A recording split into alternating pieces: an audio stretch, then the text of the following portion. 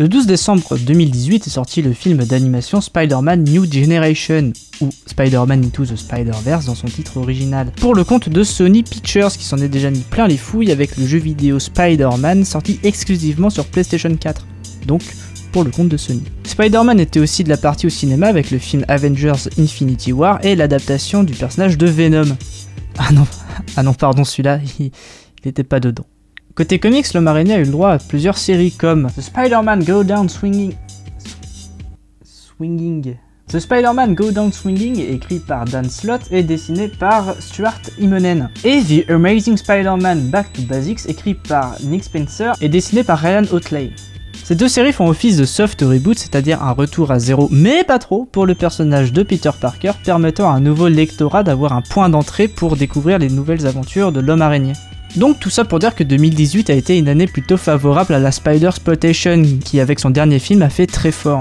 Spider-Man New Generation, c'est donc un film d'animation co-réalisé par Peter Ramsey, à qui on devait déjà Monstres contre Aliens et Les 5 légendes, et Rodney Rothman, qui lui est principalement scénariste.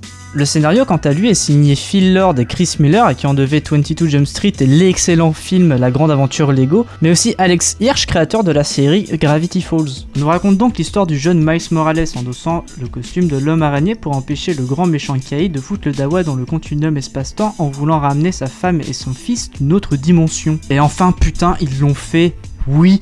Au revoir Peter Parker et bonjour à Miles Morales. Il aura fallu 7 films pour enfin avoir un nouveau porteur du costume. Mais au fait, c'est qui Miles Morales? Miles Morales est donc un personnage créé par la plume du scénariste Brian Michael Bendis et par la dessinatrice Sarah Pichelli en août 2011 dans le comics Ultimate Comics Fallout numéro 4. Dès septembre 2011, il a eu le droit à sa première série solo, Ultimate Comics Spider-Man, puis devient un personnage récurrent dans différentes séries. Il revient dans une deuxième série solo en 2014 avec la série Miles Morales Ultimate Spider-Man. Et après la fin du Spider-Event de 2018 Spider-Geddon, Miles Morales reviendra en 2019 avec une troisième série solo. Et du coup, je me rends compte que je vous ai pas dit qui c'était. Eh bien, Miles Morales est un jeune adolescent de Brooklyn qui s'est lui aussi fait mordre par une araignée et qui remplace Peter Parker qui lui est mort de décès. En fait, tout est raconté dans le film. Eh oui, malgré l'originalité de faire un film d'animation qui est putain de beau, au passage, le scénario, lui, se devait d'être une origin story. C'était inévitable, mais c'est fait de manière très intelligente en sortant la carte du multivers. Et là, tu dois peut-être te poser la question, mais c'est quoi un multivers? Eh ben c'est très simple, un multivers c'est comme son nom l'indique, la coexistence de plusieurs univers. À la différence d'un univers partagé, où là, ce sont plusieurs héros qui partagent le même univers. Bon, avec un schéma, c'est plus simple. Ça, c'est un univers partagé, donc voilà, tout le monde évolue au sein de cet univers, et un multivers, eh ben ça c'est ça. Sauf que Spider-Man lui a le droit à son propre multivers où plusieurs Spider-Man coexistent. Et par conséquent, bon nombre de ces Spider-Man alternatifs finissent par se rencontrer dans ce qu'on appelle des Spider-Events, comme le dernier en date, Spider-Geddon, écrit par Christos Engage et dessiné par George Molina. Ce genre de lecture est plutôt exigeante pour un public néophyte puisqu'il faut avoir lu plusieurs arcs précédents afin de comprendre tous les enjeux précis de tous les personnages.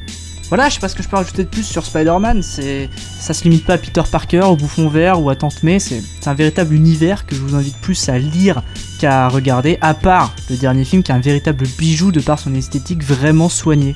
Et je comprends pas pourquoi on n'a pas eu ce genre de projet beaucoup plus tôt au lieu du Marvel Cinematic Universe qui propose des films pas foufou quoi. Ce sont de bons divertissements mais c'est pas foufou.